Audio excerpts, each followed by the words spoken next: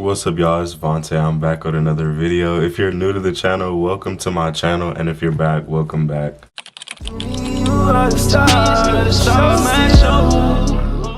That was a lot to get out, but it's been hard for me to get up. I ain't gonna lie to y'all. It's been hard for me to get out the motherfucking bed. Anyways, I'm back, and I'm gonna be reacting to a video that I've been wanting to react to for a little minute now. It's exploring the absolute insanity of Miley Cyrus BANGERZ era. Because this era for Miley, I lived through it. You know, I was young and shit around that time, and I just remember it. Like, I remember it very vividly.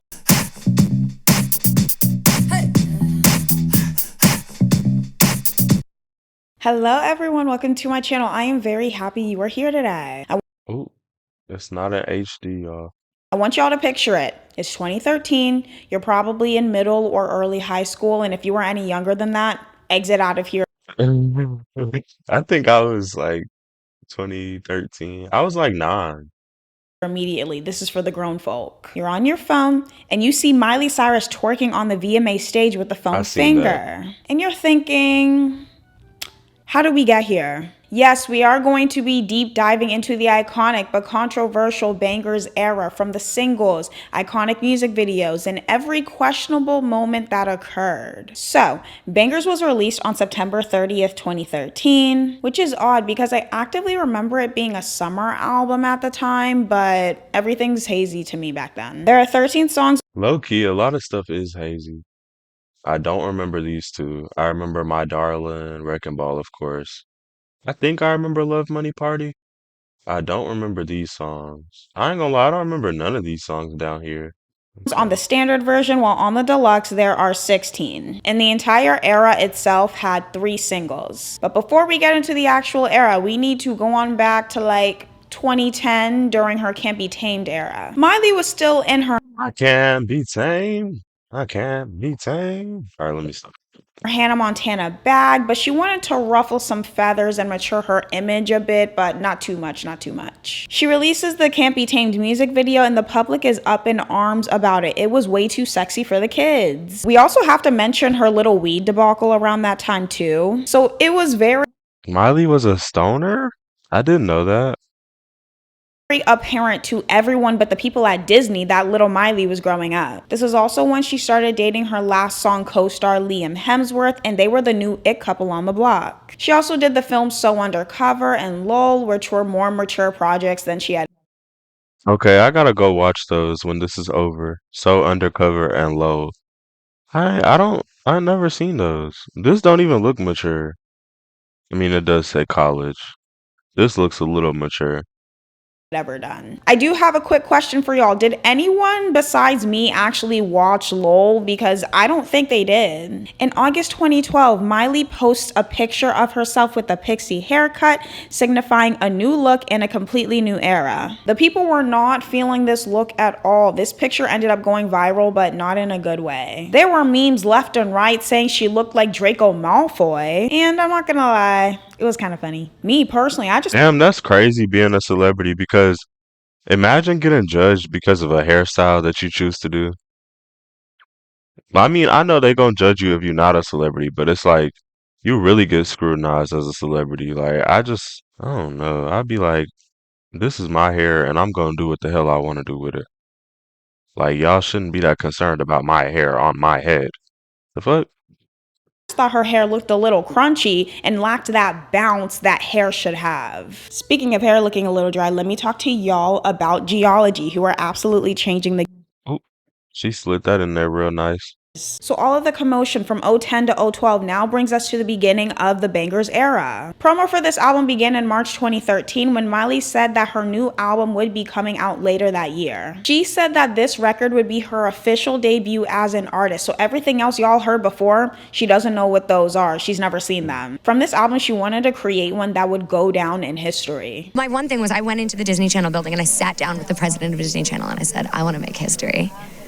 And that's what this is. She really wanted to steer away from the music that she had made before by shedding her good girl image, which is pretty much a rite of passage for any child star at this point. And the direction that she wanted to go in was as left field as possible, not just for theatrics, but musically, no one expected this from her. On May 19th, Miley I mean, I don't know. Maybe I just because she said nobody expected this from her. Oh yeah, I mean, I just actually thought about it, and when I think about some of the songs back then, hold on, let me go find some.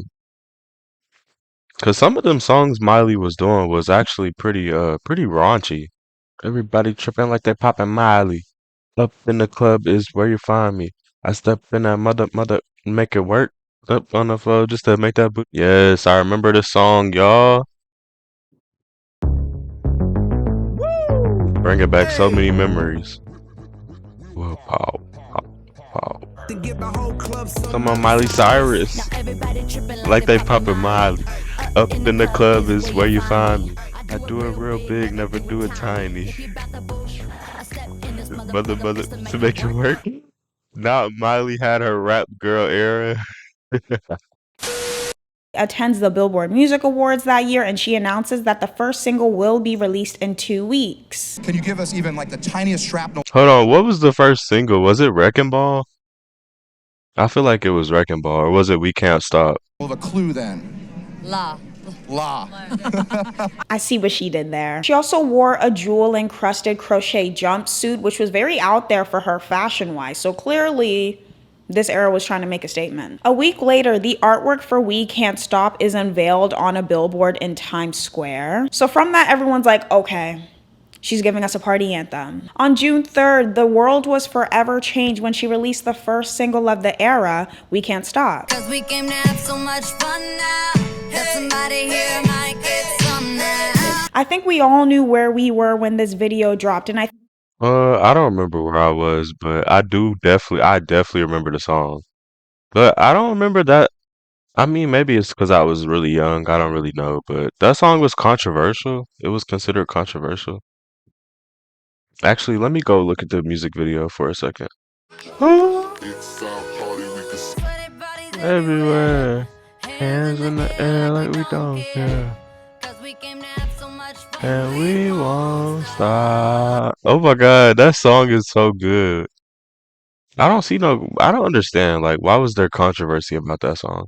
I don't. I think our hearts broke a little bit because Hannah Montana was really gone forever. Miley also went on the On Air with Ryan Seacrest show to premiere the song, which is a very 2010s pop girl debut promotion thing to do. We Can't Stop is one of the best pop songs to ever exist. Dare I say this is top 25 best 2010 songs of all time. The music video shows a very typical 2010s house party with everyone having an amazing time and being carefree, and also has Miley twerking, which caused a huge uproar. This music video has everything you need for Did it really cause a huge up? Why do I feel like she being dramatic? Maybe she not, but I feel like she is. I feel like huge uproar is like just so crazy. Like, was it really that deep? Maybe because she a white girl and she got short hair and she twerking and shit. Or maybe because it's not the Miley that everybody was used to. So that's why. But at the same time, it's like, was it really that deep? Like, she just having a little fun. She growing up. She having a little fun. a staple early 2010s video, lines that could be used as an Instagram caption.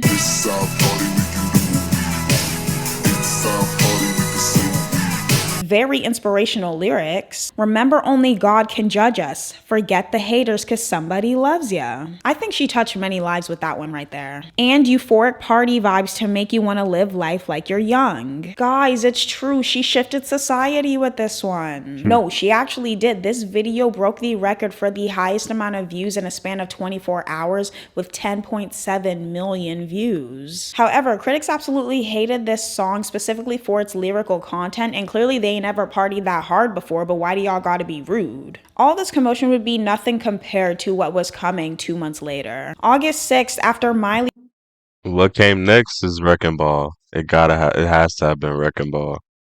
That song, I know. Now I know that song caused a lot of controversy because I mean she was naked on a Wrecking Ball. Like, come on now. Even I was like, I was gonna say jit, but that's not even in my vocabulary. But yeah, as a young boy, that song was fucking crazy. Like, what the hell? This white girl on a Wrecking Ball? What's she doing? Somebody tell her ass to get down. I'm just kidding. But yeah, like what?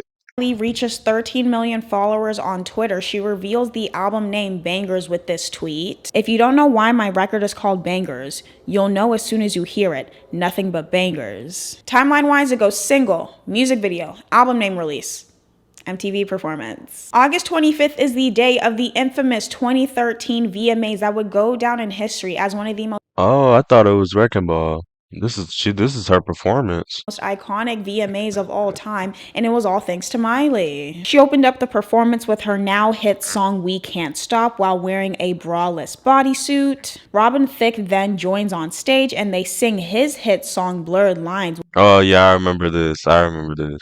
with Miley now in a nude colored two-piece with a foam finger, and she twerks on him. This was the most talked about event of all time. It literally broke the record for the most tweeted about event on Twitter. And keep in mind that Why they doing too it much? literally broke the record Hold on, why are they doing too much? Oh, oh. Okay, y'all. Now I understand why there's so much controversy. It's because she was a Disney star and all these children look up to her. But I mean, at the same time, she's not supposed to raise their kids. Like, come on now. She's a grown adult now. She's not a Disney star anymore. So whatever she does now, wherever she takes her life now, the kids shouldn't be following that no more. And y'all should make sure that they're, I mean, for the most tweeted about event on Twitter. And keep in mind that that record was held by Beyonce's halftime show, so she made history here. Critics left and right were calling it the worst performance of all time. The way I see it, she was just following in the footsteps of fellow VMA icon Britney Spears, who was also rumored to be a feature on the album. You see how all of this is connected? This performance, however, did spark a lot of conversation on Miley being a white girl from Tennessee, being credited by the media with popularizing twerking, even though it originated in West Africa and became really popular in the early 90s and 2000s in black culture in America. So what do you mean she made twerking popular? The night of the VMAs, Miley releases the second single of the era, Wrecking Ball. I came in like Promotion-wise, this was genius work. Her team clearly knew that she was going to make history that night, so they deserve an award for this kind of timing. Shockingly, Wrecking Ball initially was a promo single, but then after it started picking up some traction, they then pushed it as the second official single. So after the record-shattering VMA performance, the people thanked her by letting the song debut at 50? I mean, Wrecking Ball debuted at 50? during VMA performance, the people thanked her by letting the song debut at 50? On my way, on my way, on my way down. On my way, on my oh, my camera's finna die. So yeah, um of course Wrecking Ball was gonna be a big hit. Like that song, it screams hit. Like, I don't know. Just feel like how could you hear it and not think it's gonna be a hit? That's yeah, especially with that music video. I mean, I know we were 12, but we could have done a lot more. That was until the music video was released 2 weeks later, and it was even more controversial than the last. It had a naked Miley swinging around on a wrecking ball while also emotionally singing. Say what you want, she looked absolutely beautiful in these shots. This time Yeah. around, critics really liked this song. They called it her best song lyrically and sonically, and we have to agree, she did her big one here. But they still weren't fans of the video, and frankly, Miley isn't either. She later did an interview saying she's not super fond of the video as it took away from the emotional aspect of it. The music video then broke her own record, which was then broken by One Direction. Okay. I don't know, y'all. Um, she need to get into some more parts of this era. I know she not done with the video yet, but I want to hear about Miley's rap side, like her rapping and shit, because she had like a little rap era, like with Mike Will made it. And that's what I'm really waiting on, to hear her spit some bars, because she had the bars. Like, yeah, this is cool and all, Wrecking Ball and We Can't Stop, but I just feel like it wasn't. I don't know. Maybe because I'm desensitized a little, because our generation nowadays, like, everything's way worse now, so that just doesn't feel like much. But back then, it was a lot, like, because we weren't used to that. Damn, I'm feeling so nostalgic right now. It's crazy. Cause like, I don't know. It's just, damn, the world was so different back then. We're just so desensitized now. Shit is crazy. But she then broke it again for the most views in 24 hours with 19.3 million views. It's just so good, guys. It's just so good. Mike Will Made It and P Nasty produced We Can't Stop, so they all came together again to release 23. Mike Will Made It, produced We Can't Stop. Oh yeah. Not Wrecking Ball. We Can't Stop. Okay. See, this is what I'm talking about. 23. This one, Miley was really in that era for real. Rap. She was a rap bitch. Now let me stop. Which was released one day after the Wrecking Ball music video. It was around this time that conversations of cultural appropriation were at an all-time high, and rightfully so, because this music video is absolutely insane. I be in the club, standing on the couch, in the wolf braids, like it's my. I'm sorry, what? But I will admit, to I ain't gonna lie, y'all. Even I was not thinking about cultural appropriation at all. I was not like I'm over here thinking like she just a white girl that's I don't know, just a white girl that's having fun. She's from Tennessee too. I'm from Tennessee. Like it's white girls that be like that. Like I don't know. I ain't think nothing of it. this day, that pre-hook still gets me every single time. Put on my J's and dance a whole night away. I'm naughty by nature, like Like I'm I'm hip hip hop hop array. 1 hooray. week after, it's announced that Miley and Liam broke off their engagement after months of rumors of them being separated. So there was just a lot going on here. A month after that, Bangers is then released, and it's an instant success, going #1 in the US and the UK. It was a pop, R&B, and hip-hop record all about love, partying, and heartbreak that was inspired from her relationship with Liam. And this album featured a lot of male hip-hop artists. Some of my all-time favorite Miley songs are on this album. I cannot go anywhere without playing Love Money Party. Party ain't nothing but a party when you party every day. It ain't nothing but a party. Love, money, party. Don't Judge. Um, I never really felt that song. I ain't never really felt that song like that. Maybe I haven't listened to it for I don't know. It just don't sound like I'm just be honest. It don't sound like a good song to me, but you know, to each his own. In 3D, and we gonna make a movie, and it's gonna be in 3D. Miley did her thing in this era. She did. You know it's good. But the song that really speaks to me to this day is for sure My Darling with Future. Movie, a movie, Although the and it's antics gonna leading be. up to this album were very jarring, the album itself is just so good. It had range. We had fun summery pop songs like Get It Right. What the hell is Get It Right? Hold on, y'all. I know I keep stopping it. Just go, do, flex it, let your muscles sing. Okay, it's a cool little vibe. I ain't gonna lie. And how could we forget the masterpiece that is Drive? Drive my heart into the night. Britney was rumored to be on this album, and she actually was on the title track, which is such a shame because I'm a title track girly, and it's the song I like the least on this album. We also need to talk about the cover art for this album too. It was inspired from the 1980s television series Miami Vice, but the deluxe cover art is just so good. Everything from the jacket, the stance, the hair. The face was giving. She was giving. So good. Everything from the jacket, the stance. Look, the little teeth out.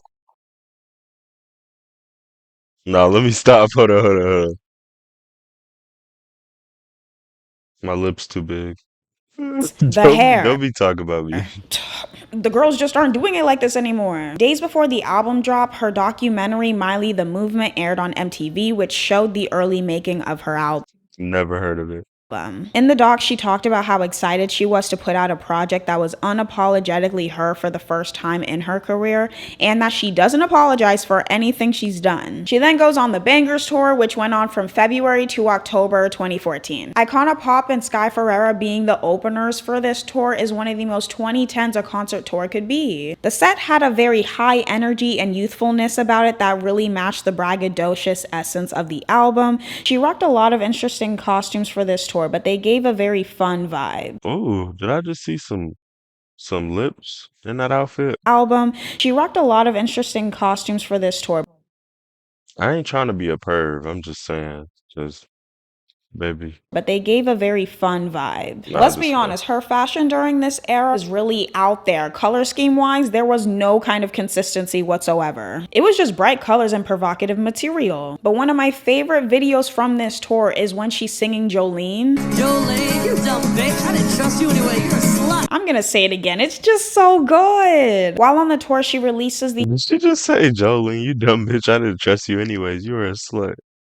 What the hell? final single, Adore You. This song was about her love for her then boyfriend Liam, and it really is one of the best songs on the album. The fact that she opened the album with this and then the songs that come right after are just party anthems lets me know she's a very unserious person. What is this track run? The music video was leaked one day prior to its release, and the people thought Miley leaked it herself to kind of go against the grain, but she said it wasn't her. Chart-wise, the album was a huge success, going multi-platinum in the US and 2 of the singles going top 10. Reception-wise, it was kind of all over the place. People either hated the album or they actually really liked it, but all of her antics kind of ruined the image of it. I don't know. Back then, when I was a little kid, I thought it was cool. So yeah, I thought it was a cool album, and I didn't even listen to all the songs, but like as I hear some of them now that I didn't really like, I don't know, I can't explain it, but I could remember like the nostalgic feel to some of the songs. Even though I might not remember the song completely, I could remember like hearing it back then, if that makes sense. So, while this era is one of the most iconic in modern history, it is definitely one of the most controversial as well, with fans and critics saying she used way too much shock value to try to shed her good girl image when you could have just released the music. Also, her using black culture as the backdrop for this album just to never make another hip-hop inspired album again. It was That is something that I did find weird though. Like I was always like, so Miley had her little black era, and then that's it. Like same with Ariana. I feel like she had her black era too. This watch, this what? I got it. You see it? I want it. I like it. I got. But yeah, you know they everybody have they look. They love our culture. They love our culture. They love black culture. It's very prominent in society. But you know, once they're done with us, they done with us. She milked out all the money she could get from it, and then she just, you know. But she does have another really good song that I love. Like this is one of my all-time favorite Miley songs. Midnight Sky. Oh my God, that song makes me feel so free. It was just not a good look. But it is her most well-remembered era of all time. Even if she tries to pretend that it doesn't exist, I will forever cherish it. It raised a generation. That is all I have to say about the Bangers era. Am I a little biased because I grew up with it? Yes, but the material is still there. And yes, we should all remember the antics and Alright, y'all. Well, I hope you guys enjoyed this reaction video. Go watch some more of my other videos. Have a good rest of your day, rest of your week.